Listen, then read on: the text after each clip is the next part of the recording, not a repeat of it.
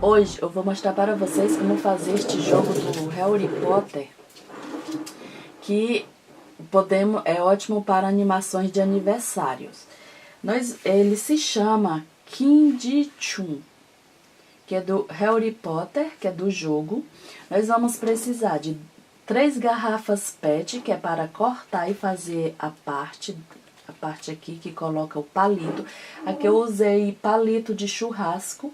Aqui eu coloquei 4 palitos, que é para ficar mais grossinho. Se vocês não tiverem, pode colocar qualquer palito grossinho que segure bem que fique em pé direitinho.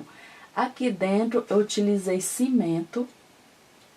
Vamos precisar de papelão, que é para fazer o círculo, tinta para papel.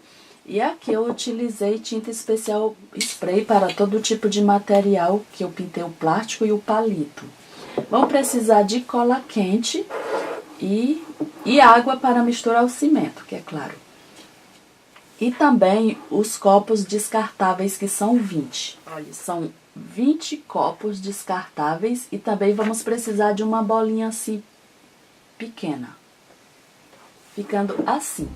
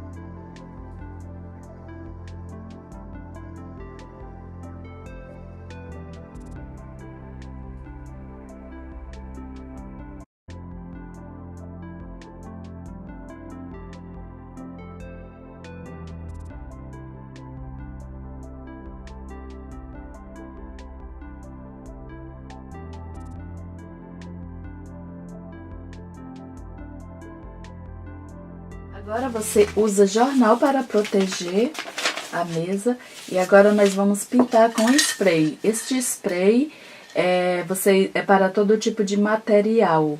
Se vocês não tiverem, pode pintar com tinta guache ou qualquer outra que pegue no papelão.